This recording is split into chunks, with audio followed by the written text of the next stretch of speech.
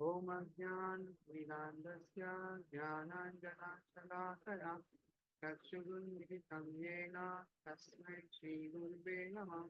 श्रीचैतन्यमनोभीष्टं स्थापितं येन भूतले स्वयं रूपा कदा मह्यं ददाति वन्दे श्रीगुरुपदे श्रीगुरुपदे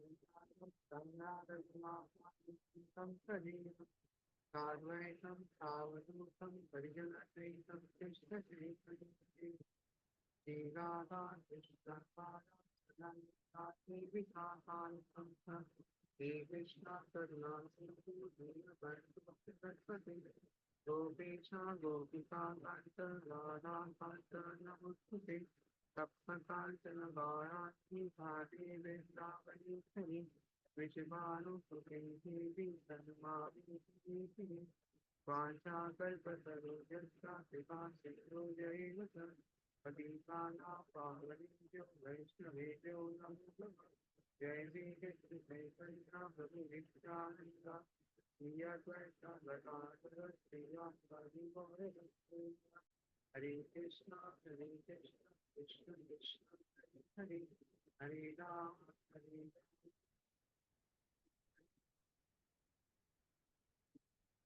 तो हम लोग अभी चौथे अध्याय में कहते हैं। तो इस अध्याय में अभी हम लोग 15 श्लोक को कंप्लीट करना और अभी हम लोग नया स्टेप कर रहे हैं। कर्म को कैसे हम अपने ज्ञान समझ सकते हैं, समझ सकते हैं, तो वो हम 16वें श्लोक से अभी शुरुआत करेंगे।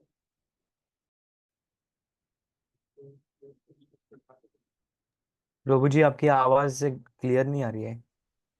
ओके ठीक है, तो मेरा नेटवर्क थोड़ा डाउन है।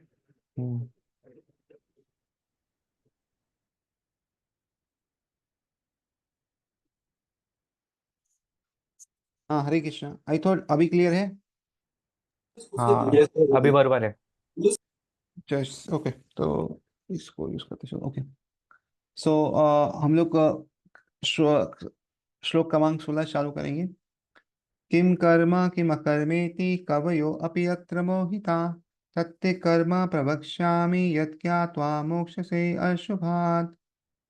किम, what is karma action? Kim, what is akarma inaction? It is thus Kavaya the intelligent, Api also, Atra in this matter, Mohita are bewildered, Tat that they unto you karma work, Pravakshyami, I shall explain, yet which Gyatva knowing moksha essay, you will be liberated, Ashubhat from the ill fortune.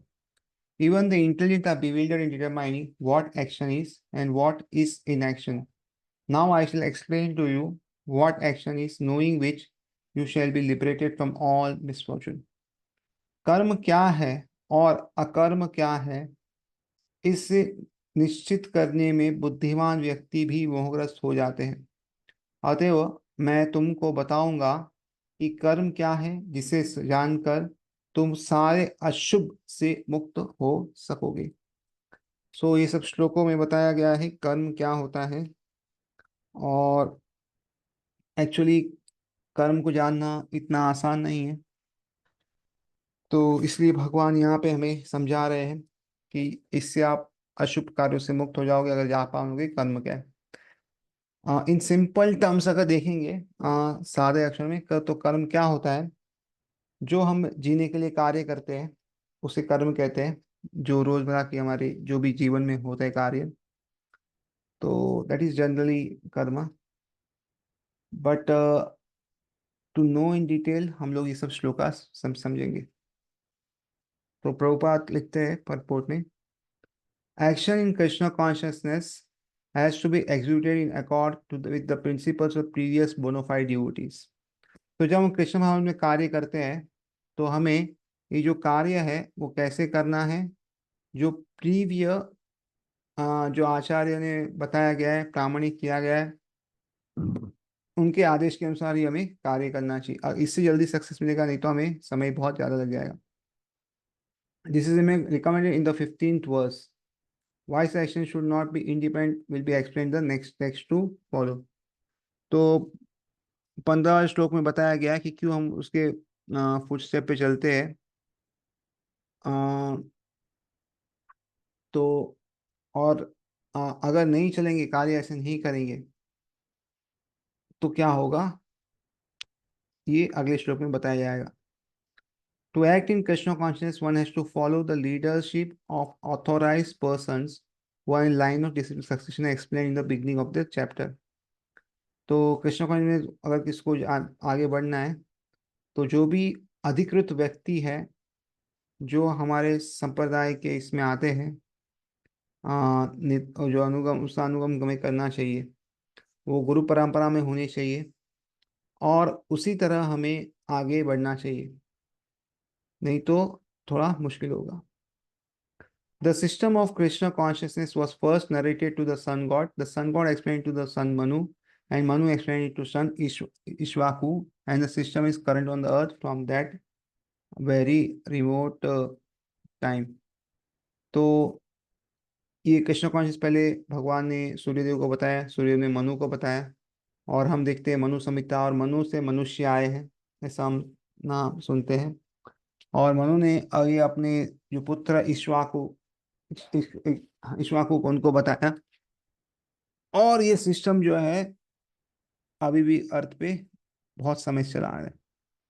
Therefore, one has to follow in the footsteps of previous authorities in the line of district succession.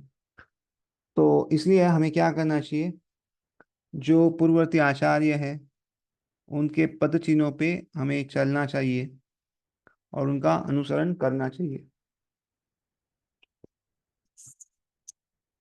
Otherwise, even the most intelligent man will be bewildered regarding the standard action of Krishna consciousness. तो जो बहुत बुद्धि व्यक्ति भी रहते हैं, बुद्धिशाली व्यक्ति, उनको भी समझ में नहीं आएगा कि कृष्ण भाव में आदर्श कर्म का क्या होता है, कैसे होते हैं। वो भी बहुत मोहग्रस्त हो जाएंगे, इल्यूजन में फंस जाएंगे, उनको पता नहीं लगेगा क्या है।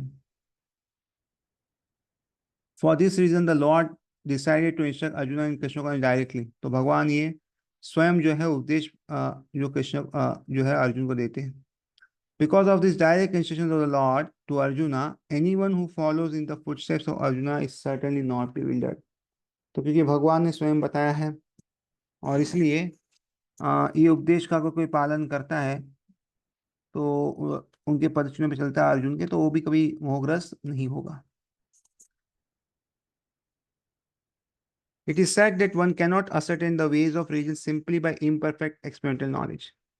तो अगर किसी को धर्म जानना है तो खुद ही अपने जो इंद्रिया है, जो भी देखते हम कि कैसे वो प्रामाणिक या नहीं है, वो अपूर्ण है, तो इस अपूर्ण और वापस प्रायोगिक ज्ञान या एक्सपेरिमेंटल नॉलेज जो बोलते हैं, उसके द्वारा हम धर्म परत को नहीं जान सकते या निर्णय ले नहीं सकते क्या है क्या नहीं है।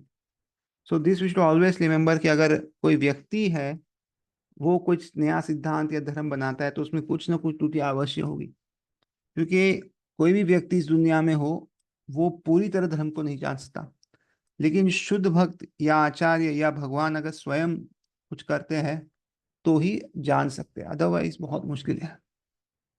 Actually, the principles of religion can be only be laid down by the Lord Himself. धर्मम तो साक्षात भगवत प्रणीताम।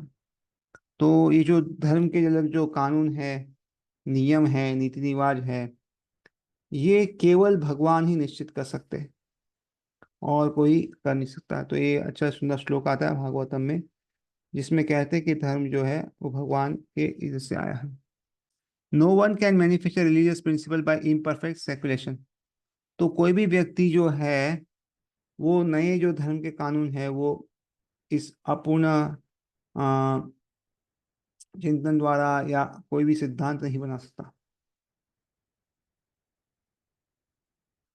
One must follow in the footsteps of great authorities like Brahma, Shiva, Narada, Manu, Kumara, Kapila, Prahlad, Bhishma, Sukdev Goswami, Yamraj, Janak and Bali महाराज।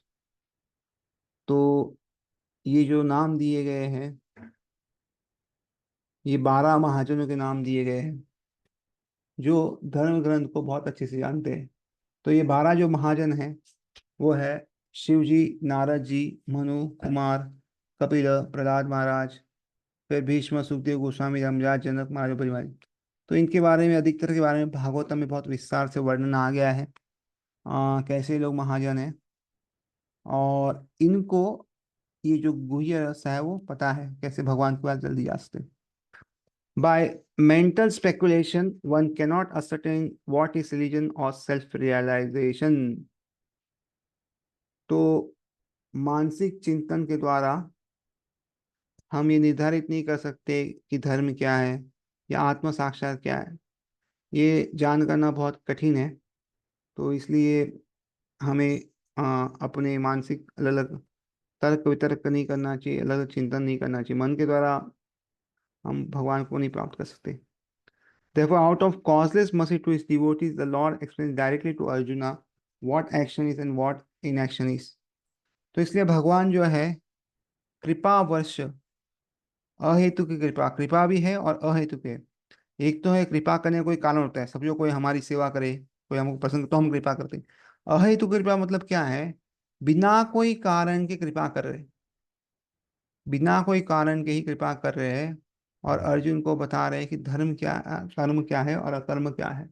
तो ये सब जो चीजें हैं वो भगवान जो है उसको बता रहे। Only action perform in Krishna conscious can deliver person from the entanglement of material existence.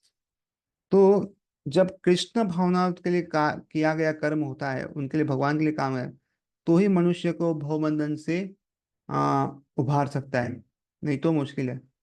यानी बहुत लोग पूछते हैं और बहुत लोग कहते हैं भी है, कर्म करो पर फल की चिंता मत करो। ये भी हम सुनते हैं बहुत बार। बहुत बार अलग हम तथ्य सुनते हैं कि आ, कर्म ही सब कुछ है। तो वैसा नहीं है, खाली कर्म करने से हम जन्म बंधन से नहीं मुक्त हो सकते। और अच्छा कर्म क्या है, बुरा कर्म क्या है, वो भी जान पाना बहुत मुश्किल है। कभी कभी हम अच्छा करने जाते हैं, लेकिन लोगों को बुरा लग जाता है या उसमें से कुछ गलत भी निकल जाता है। तो इतना आसान नहीं होता है समझ पाना सब कुछ। लेकिन जब भगवान के लिए कार्य करते हैं तो क्या होता है, निश्चय ही हम इस भौतिक जगत से मुक्त होने के रास्ते पे चल रहे हैं। और खाली भगवान के लिए कार्य करने से, कृष्ण या विष्णु तत्व जो है उसके लिए कार्य करने से हम मुक्त हो सकते हैं। तो ये हमें बहुत अच्छे से समझना चाहिए, जानना चाहिए। और आचार्य के पद चिन्हों पर चलने से क्या फायदा है कि वो ऑलरेडी रास्ते से जा चुके हैं। जिस तरह समझो एक रास्ता है जहाँ पे पैदल जाना है, अगर हमारे आगे कुछ लोग उस रास्ते चले हैं तो क्या होगा, रास्ते में जो कंकर है, कांटे हैं, सब उनको लगे होंगे, क्योंकि वो पहले आगे चलने वाले, और धीरे धीरे बहुत सारे साफ भी हो चुके होंगे, उनकी चप्पल लग के या उन साफ कर दिए होंगे। तो इसलिए अगर हम देखे जाए नॉर्मल उदाहरण में भी हमारे जीवन में, तो ये एक्चुअली बहुत अच्छी चीज़ है। कोई हमारे आगे चले, हम उसके पीछे चलेंगे, तो क्या है, रास्ते में जो बहुत सारी कठिनाई आएगी वो पहले व्यक्ति को सहन करनी पड़ती है, और वो उससे दूर जाते हैं। हमें पता होता है कि हाँ ये कठिनाई आएगी, ये कठिनाई आएगी, वो बताता है।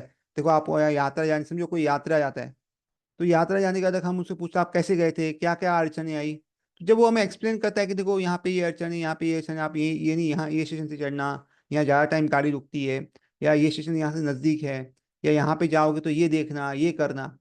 तो जब कोई पहले से व्यक्ति जा चुका है और हम बताता है ना, तो हमारा जो निर्णय है वो भी आसान हो जाता है, और रास्ते में जो कठिनाई है वो कम हो जाती है। और इसी तरह यहाँ पे भी ये जो अलग अलग लोगों के नाम बताए गए, जो आचार्यगण है और जो महाजन लोग हैं, इनके जो नाम बताए गए, उन्होंने ऑलरेडी भगवत धाम कैसे जाना है सब रास्ता क्लियर बताया। तो इसलिए अगर इनके पद चिन्हों पे चलेंगे तो आज रास्ता भी सरल होगा और तेजी से हम पहुंच जाएंगे। तो इसलिए बहुत जरूरी है कि उनके पद चिन्हों पे हम चलें। तो अभी आगे भगवान कहते हैं कर्मणा और अकर्म का बारे में। तो श्लोक क्रम 17, कर्मणो हि अपि बोद्धव्यम, बोद्धव्यम च विकर्मणा, अकर्मणश्च बोद्धव्यम, गहना कर्मणो गति। कर्मणा of work is certainly, api also, bodhavyam should be understood, Buddhavyam should be understood cha also vikarmana of forbidden work, akarmana of inaction, cha also Buddhavyam should be understood gahana, very difficult karmana of work, gati entrance. The intricacies of action are very hard to understand. Therefore, one should understand what action is, what forbidden action is, and what inaction is. तो कर्म क्या है, अकर्म क्या है, विकर्म क्या है, ये समझना चाहिए, बहुत अच्छी समझ चाहिए। कर्म यानी जो करना चाहिए, आ, अकर्म यानी जो नहीं करना चाहिए, और विकर्म यानी गलत है जो, वो तो बिल्कुल कभी हम सोच भी नहीं सकते, वो सोचना भी नहीं चाहिए सर, क्योंकि फॉर्बिडन है ये पूरा एक्टिविटी, और इससे हम जो है नरकी हो जाते हैं। तो ये तीनों क्या है हमें समझना चाहिए। कर्म की बारीकियों को समझना अत्यंत कठिन है। तो ये समझ पाना कि किसके साथ क्या हो रहा है, क्यों हो रहा है, बहुत कठिन है समझ पाना। जैसे कोई बीमार होता है तो हम बोल देते हैं पुराना कर्म होगा। अभी पुराना कर्म होगा मतलब कैसा ही कर्म होगा, क्या उसने किया है इसलिए बीमार हो रहा है, और इस कर्म का निवारण क्या है, कैसे ठीक हो सकता है, कितना लंबा चलेगा, ये बहुत सारी जो चीजें हैं ना, हम एक्चुअली समझ नहीं सकते। हम सिर्फ एक ब्लैंक स्टेटमेंट बोल सकते कर्म है। अभी किसी की आंखें नहीं होती जन्म होते हुए, कि कोई कुरूप होता है, तुम खाली इतना बोलते कि आपका पुराना कर्म होगा। लेकिन कौन सा कर्म होगा, कैसा होगा, उसका इलाज क्या है, फिर आगे क्या कर सकते, कैसा है, वो कुछ बहुत सारा डिफिकल्ट है हमें समझना। इसलिए कर्म को समझना कि किस वजह से हमें क्या हो रहा है, ये इतना आसान नहीं है। क्योंकि कर्म जो है वो जन्मों जन्मों से चला आ रहा है। हो सकता है कुछ 50वें 100वें या 1000वें जन्म पहले कुछ कार्य किया होगा, उसका रिएक्शन अभी मिल रहा हो। तो इसलिए बहुत मुश्किल है कि बारीकियों को समझना बहुत कठिन है। और इसलिए मनुष्य को चाहिए कि वह यह ठीक से जाने कि कर्म क्या है, विकर्म क्या और अकर्म क्या है। ये जो तीन चीजें हैं उसको बहुत अच्छे से उसे जाननी चाहिए। If one is serious about liberation from material bondage, one has to understand the distinction between action, inaction and unauthorized action. तो अगर कोई व्यक्ति जो है सचमुच ही इस भव बंधन से मुक्ति पाना चाहता है, मतलब उसको इस भव बंधन से मुक्त होना है, यानी जन्म मृत्यु के चक्कर से मुक्त होना है, तो उसके लिए बहुत ही इंपॉर्टेंट होता है ये समझना कि कर्म अकर्म और विकर्म के अंतर क्या है। ये उसे समझना चाहिए अच्छे से। तो अगर किसी को मुक्त नहीं होना इस भव बंधन से, तो वो नहीं जानेगा तो भी चलेगा, कुछ बड़ा फर्क नहीं पड़ता। इसलिए जब भी शास्त्रों में ना अधिकार होते हैं, कौन उसको जान सकता है, कौन नहीं जान सकता, कौन उसको समझ सकता है, कौन नहीं समझ सकता, ये अधिकार की बात है कि कितना पुण्य किया है उसने, और कहाँ कैसे वो आगे बढ़ रहे हैं। तो इसलिए उनकी आकांक्षा क्या है, उस हिसाब से कि उनके स्क्रिप्चर्स डिसाइड होते हैं क्या पढ़ना चाहिए क्या नहीं पढ़ना चाहिए। कभी भी सबके लिए एक ही चीज नहीं होती कि एक ही चीज यही करनी, ऐसा कभी होता नहीं है। तो इसलिए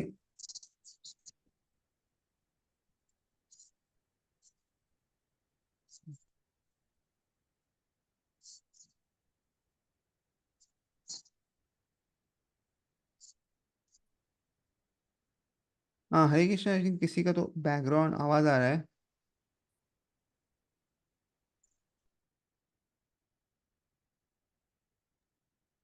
कोमल माता जी का आ रहा है।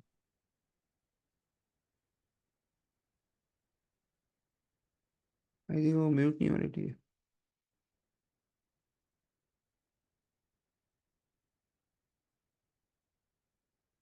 हाँ, हरे कृष्ण, आई थिंक हो गया था।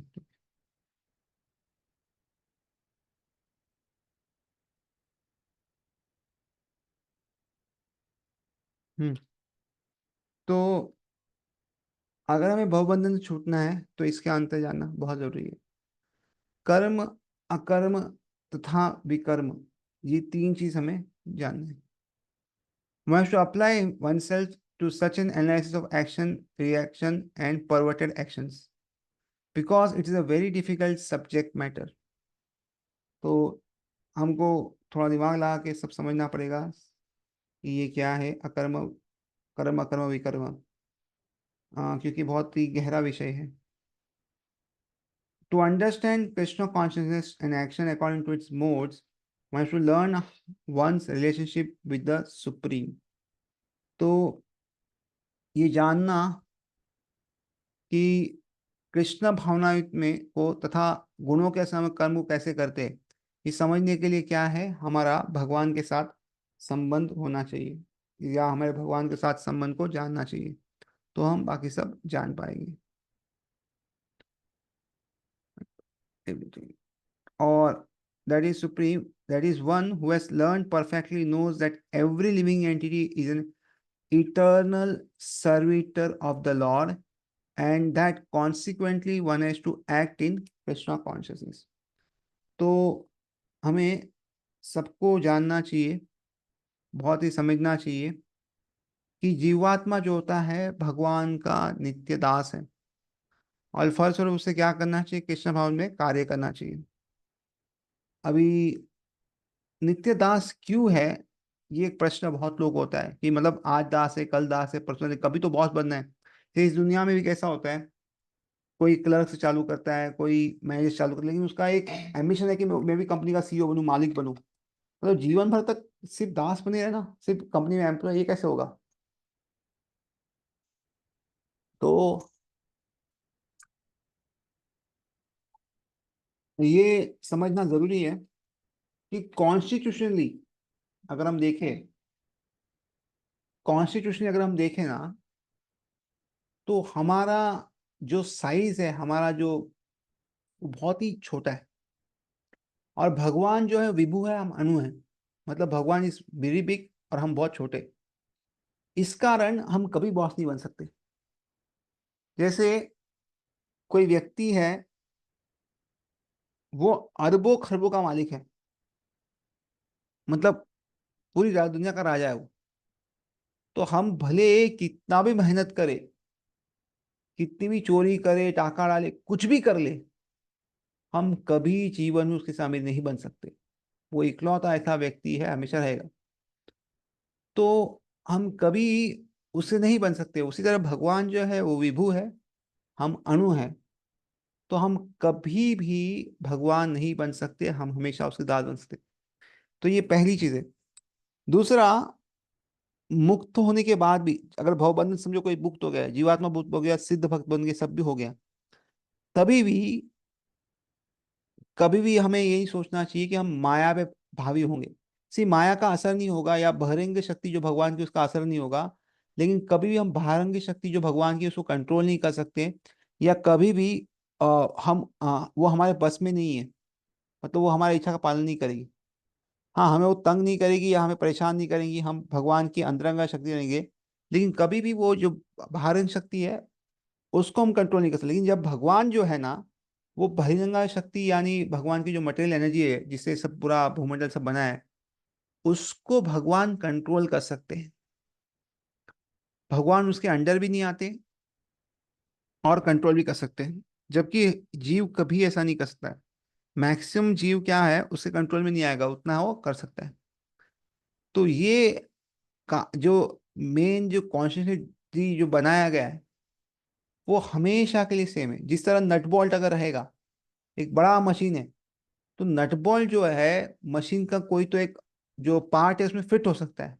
बट नट बोल्ट कोई मशीन नहीं बन सकता या मशीन का काम नहीं कर सकता। जो बड़ा मशीन है वो हमेशा बड़ा रहेगा, क्योंकि साइज में फर्क है। और वो कभी नट बॉल कितना भी प्रयास करे, कितना भी कसरत कर ले, नट बॉल मशीन जैसा नहीं काम कर सकता, नहीं बन सकता। उससे तरह जीव है, वो कितनी भी तपस्या कर ले, मेडिटेशन कर ले, जिम्नास्टिक कर ले, जो भी योगा जो भी कर ले, वो कभी भी उतना बड़ा नहीं बन सकता। और इसीलिए वो हमेशा दास ही रहेगा। He will always be servant. जब हम ये बहुत अच्छे से समझ जाएंगे, नॉट ओनली नॉलेज बट विज्ञान, ज्ञान नहीं विज्ञान, मतलब अंदर तक हमें चले जाएगा, then will feel very happy. और हम लोग जल्दी लिबरेशन की ओर जाएंगे।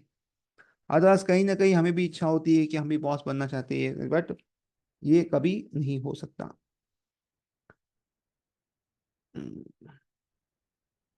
The entire Bhagavad Gita is directed toward this conclusion. Any other conclusions against his consciousness and his attendant actions are vikarmas or prohibited actions. तो पूरा अगर भगवदगीता को देखा जाए तो इसी को समझाने के लिए आगे बढ़ा है। और इसके अलावा कुछ भी है तो उसको विकर्मा कहते हैं या प्रोहिबिट एक्शन कहते हैं कि वो नहीं करना चाहिए, और कुछ इसके विपरीत होता है। To understand all this, one has to associate with authorities in Krishna consciousness and learn the secret from them. This is as good as learning from the Lord directly. Otherwise, even the most intelligent person will be bewildered. तो अगर हमें सब कुछ समझना है तो क्या करना चाहिए? हमें जो कृष्ण भाव में अधिकारी है उसकी संगत लेनी चाहिए और उनसे सबसे रहस्य समझने का प्रयत्न कीजिए। तो जितना हम ज्यादा से ज्यादा भगवान के उत्तम भक्त और मध्यम भक्त से एसोसिएट करेंगे उतना हम जल्दी सब कुछ समझ पाएंगे, प्रगति कर पाएंगे। बिकॉज कनिष्ठ भक्तों को इतना नॉलेज नहीं होता, शास्त्रों का नॉलेज इतना होता नहीं है और व्यवहार भी इतना अच्छा नहीं होता।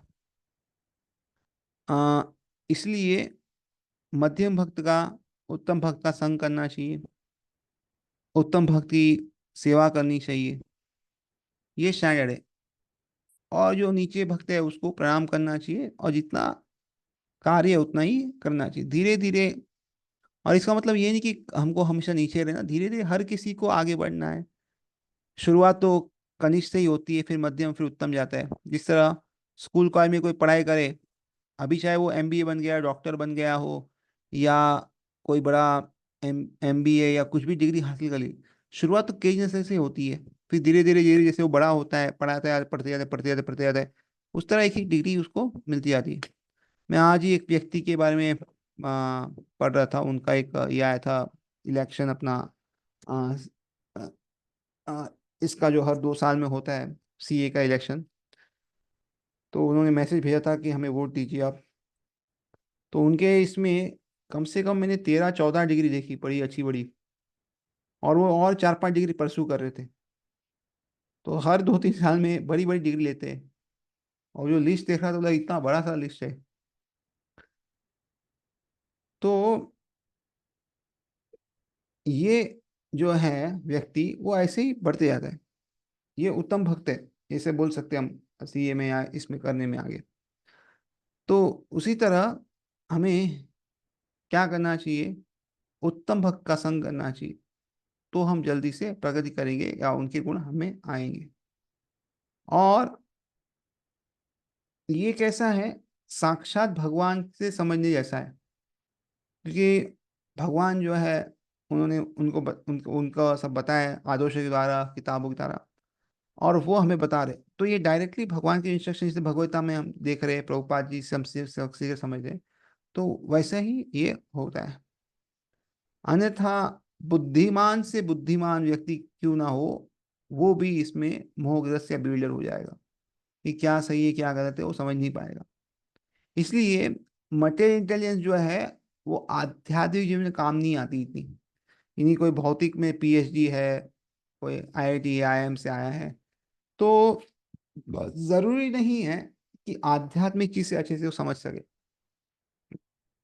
कभी कभी वो भी मोहग्रस्त हो सकते हैं, अगर कभी गर्व या अभिमान हो या कुछ हो। और कोई साधारण सा व्यक्ति हो, ज्यादा पढ़ा लिखा नहीं हो, लेकिन वो अच्छे से सब जो भी गहरा जो भगवती का जो भी है वो समझ सकता है, क्योंकि वो व्यक्ति जो है उसमें उतना घमंड नहीं है और भक्ति अच्छे से है। तो इसलिए मटेरियल क्वालिफिकेशन से प्राइड आता है और गर्व अगर आ गया तो वो व्यक्ति ज्यादा समझ नहीं पाता। तो इसलिए जो भी मध्यम या उत्तम भक्त है उसका संग लेके हमें आगे बढ़ना चाहिए। तो अभी हम श्लोक क्रमांक 18 लिखेंगे। कर्मणि अकर्मय पश्येद अकर्मणि च कर्मय स बुद्धिमान मनुष्येषु स युक्ता कृत्स्न कर्मकृत्। कर्मणि इन एक्शन, अकर्मा इन एक्शन, तो ये इन एक्शन, ये इन एक्शन है। यह वन हु पश्चित ऑब्जर्व्स, अकर्मणि इन इन एक्शन, च ऑल्सो कर्म फ्रूटिव एक्शन, यह वन हु स ही बुद्धिमान is intelligent मनुष्येषु in human society, स ही युक्त is in the transcendental position, कृत्स्न कर्मकृत although engaged in all activities. One who sees inaction in action and action in inaction is intelligent among men, and he is in the transcendental position although engaged in all sorts of activities. जो मनुष्य कर्म में अकर्म और अकर्म में कर्म देखता है वह सभी मनुष्य से बुद्धिमान है और सब प्रकार के कर्मों में प्रवृत्त रह के भी दिव्य स्थिति में रहता है। तो पता होना चाहिए कि कैसे इसको देखते हैं। कर्म में अकर्म को, यानी एक्शन में इनएक्शन को देखते हो, इनएक्शन में एक्शन देखते हैं, तो ऐसे व्यक्ति बुद्धिमान है और सब कर्मों के जितने प्रकार कर्मों से प्रवृत्त होके वो दिव्य स्थिति में या कृष्ण स्थिति में रहते हैं। A person acting in Krishna consciousness is naturally free from the bonds of karma. तो जो कृष्ण में कार्य करते हैं वो स्वभावगति कर्म बंधन से मुक्त होते हैं। So if we work for Krishna, we do all our activities for Krishna. अगर हम ऐसा करते, सारी हम जो भी चीजें भगवान के लिए करते हैं, तो हम स्वभाव से क्या होते, नेचुरली, मतलब स्वभाव से ही सब कर्म बंधन से मुक्त हो जाते हैं। His activities are all performed for Krishna. तो उनके जितने भी कार्य हैं, वो जितने भी कर्म हैं, वो सब किसके लिए, भगवान कृष्ण के लिए होते हैं। Therefore he does not enjoy or suffer any of the effects of work. तो इसलिए अतः क्या होता है, कर्म के फल जो भी हो, कोई लाभ या हानि है, वो उसे नहीं होती, because he is not working for any enjoyment. मतलब खुद के लिए काम नहीं कर रहा है, उसको कुछ चाहिए भी नहीं और ना ही मतलब उसको अपेक्षा नहीं, सुख दुखी कुछ भी, सब काम भगवान के करने के लिए। वो कभी भी जो काम है उसका परिणाम जो है, फलस्वरूप जो है, वो कभी भी जो लाभ या हानि कुछ भी हो उसको सहन नहीं करता या उसे हानि नहीं होती उसकी। Consequently, he is intelligent in human society, even though he is engaged in all sorts of activities for Krishna. तो फलस्वरूप क्या होता है, ये वो मानव समाज में बुद्धिमान है, व्यक्ति है, लेकिन वो सब काम क्या है, कृष्ण के लिए कर रहा है सभी तरह से, और सभी की जो कर्म है वो लगा रहता है। मतलब बाहर से दिखता है सब सेम है, किंतु अंदर से क्या है, वो भक्ति कर रहा है। सो अकर्मा means without reaction to work. तो अकर्म का अर्थ क्या है, कर्म के फल के बिना। सो इसका मतलब सिंपली क्या है, समझो हम कुछ भी कार्य करते हैं ना, तो तीन तरह के फल मिलते हैं। एक तो जो हमको चाहिए वैसा मिल जाएगा, एक तो जो हमें चाहिए उससे पूरा अपोजिट मिलेगा, और तीसरा क्या है, मिक्स्ड है, जो समझो थोड़ा हमको चाहिए वैसा मिलेगा, थोड़ा नहीं चाहिए था वैसा मिलेगा। तो ऐसा आ, तीन तरह के अपना ये रिजल्ट होता है। लेकिन जब हम कृष्ण के लिए काम करते हैं तो इसका मतलब क्या हुआ, ये ऐसा कुछ हमें नहीं मिलता, विदाउट रिएक्शन टू वर्क। तो कुछ रिएक्शन हमें अपने काम का मिलता नहीं, बिकॉज हम क्या सोचते हैं, ठीक है अगर फेल हो गए तो देखो मैं तो कृष्ण के लिए काम कर रहा था, अभी फेल हो गया, कृष्ण की इच्छा नहीं होगी, मैंने अपना काम किया वही सक्सेस है। अगर मैंने अपना काम 100% किया है, ठीक से किया है, तो चाहे रिजल्ट कुछ भी हो, आई एम सक्सेसफुल। तो उसको कुछ इतनी उसकी फिक्र नहीं होती। The impersonalist ceases fruitive activities out of fear, so that the resultant action may not be a stumbling block on the path of self-realization. But the personalist knows rightly his position as the eternal servant of supreme personality of Godhead.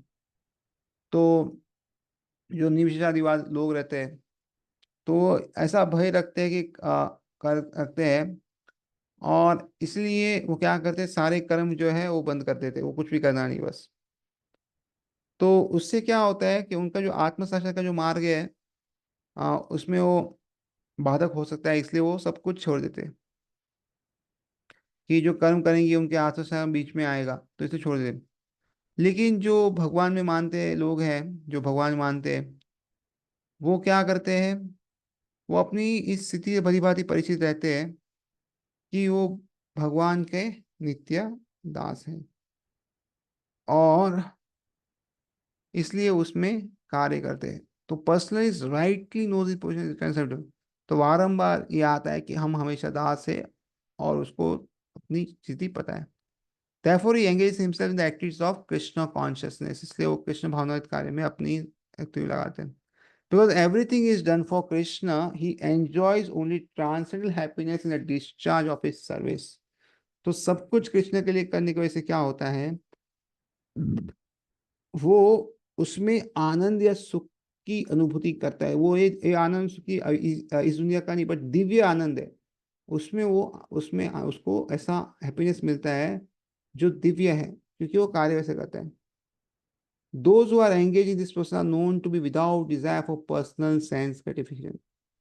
तो जो ऐसा कार्य करते हैं वो भगवान के लिए करने की वजह से क्या है, वो उस व्यक्तिगत इंद्र तृप्ति की इच्छा से रहित है। वो व्यक्तिगत मतलब मेरी भी ये इच्छा पूरी होनी चाहिए या वो होनी चाहिए, वो उसे कुछ लेना देना नहीं है उससे। The sense of eternal servitude to Krishna makes one immune to all sorts of reactionary elements of work. तो कृष्ण के प्रति उसका नित्य हमेशा के लिए दास भाव है होने के कारण क्या होता है, सभी प्रकार के कर्म फल से वो मुक्त रहता है। क्योंकि जो भी वो कार्य करेगा वो भगवान का दास समझ के सेवा के रूप में ही ये सब कार्य करेगा।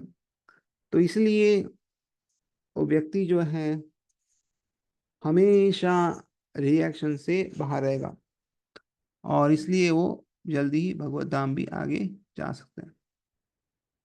So let's see verse number 19 also.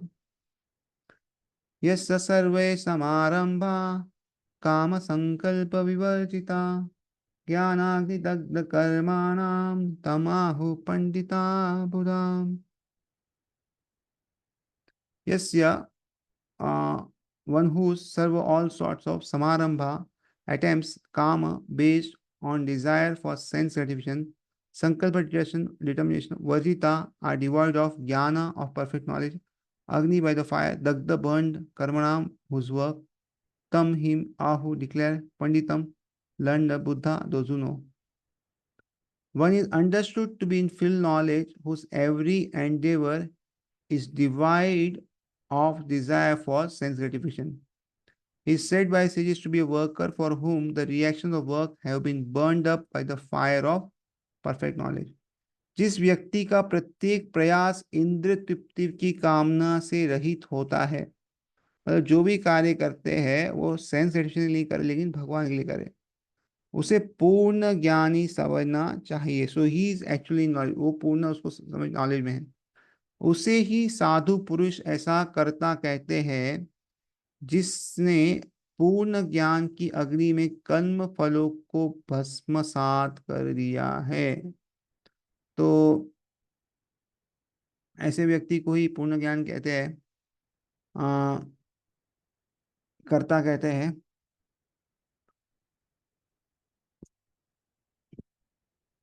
जो क्या हुआ, पूर्ण ज्ञान से क्या हुआ, उसकी अग्नि में सारे जो कर्म फल में वो नष्ट हो गए। सो इसलिए knowledge is very important actually.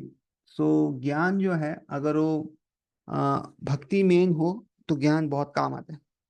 तो ज्ञान से क्या और भक्ति बढ़ती है, और इस तरह जो अपने प्रयास में बिल्कुल सेंसेशन नहीं रखता, मतलब वो चाहता है कि भगवान की इच्छा पूरी हो, भगवान की संतुष्टि के लिए कार्य करे, तो धीरे धीरे क्या है उसके जो रिएक्शन है वो भी खत्म हो जाते हैं। only a person in full knowledge can understand the activities of person in Krishna consciousness.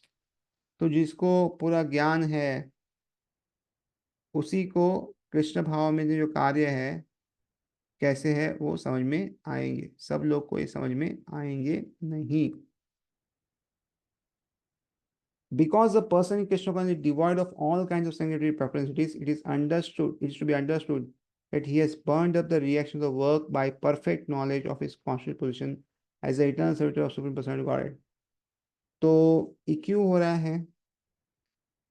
तो क्योंकि उनको क्या है, जीवन में इंद्र तृप्ति की प्रवृत्ति से वो अभाव रहता है. तो ये समझना चाहिए कि वो क्या है, भगवान का नित्य दास है और उसने अपने स्वाभाविक जो स्वरूप है उसका उसको ज्ञान हो चुका है.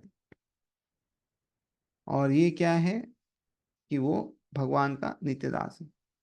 Is actually learned who has attained to such perfection of knowledge. Development of this attitude of eternal service to the Lord is compared to fire. Such a fire once kindled can burn up all kinds of reaction to work. तो ये व्यक्ति जो है विद्वान है, पूर्ण ज्ञान वाले हैं और ये भगवान के निश्चय दासता है. तो इस ज्ञान का अगर विकास होता है तो इसकी जो विकास है कि हम भगवान नित्य दास है उसकी तुलना अग्नि से की गई है. तो ऐसी अग्नि क्या होती है, अगर एक बार जल गई, प्रज्वलित हो गई, तो सारे जितने भी कर्म हैं, उसके सारे फल है, उसको क्या करती है, भस्म कर सकती है. सो अगर हम भगवान की सेवा कर सके, भक्ति कर सके और समझ सके हम भगवान के नित्य दास है, तो क्या होगा, हमारा जितना भी रिएक्शन है कार्य का, जो भी हमने करते उसका, वो सब जल के खत्म हो जाएगा. तो इसलिए बहुत ज़रूरी है हमारे जीवन में कि हम जो है ये दास भाव को ग्रेजुअली डेवलप करें, कि धीरे धीरे हम इस चीज़ को डेवलप करें कि we are servants of Krishna, we are not the masters. बहुत बार क्या होता है, हम चाहते हैं कि हमारी बुद्धि लगाए और भगवान का बल हो. यानी क्या, मेरी ये इच्छा है इसको पूरी करो, मेरी ये इच्छा है इसकी पूरी करो, उसको भी ऐसे ही पूरी करना, यही करना, वो करना, ऐसा हम जो है वो सोचते हैं. किंतु एक्चुअली क्या होना चाहिए, भगवान की बुद्धि होनी चाहिए और हमारा शक्ति होना चाहिए जिससे हम भगवान की इच्छा को पूरी करें. अधिकतर हम क्या करते हैं, बिजनेस ट्रांजेक्शन होता है कि आप ये कर दोगे क्या, ये कर दोगे क्या, ऐसा करना है, वैसा करना है. तो हमें बिजनेस ट्रांजेक्शन नहीं करना है, लेकिन भगवान के लिए कार्य करना है. तो ये करते करते करते क्या होगा, हम धीरे धीरे भगवान की ओर जा सकते हैं. And to understand and to work on the platform of दास्य इज नॉट सो इजी. इतना आसान नहीं है ये समझना, ये करना कि हम भगवान के नित्य दास हैं. लेकिन अगर एक बार ये कर लिया, ये समझ लिया कि we are servants of Krishna, तो इससे क्या है, we can be perfectly liberated. तो आई एम जस्ट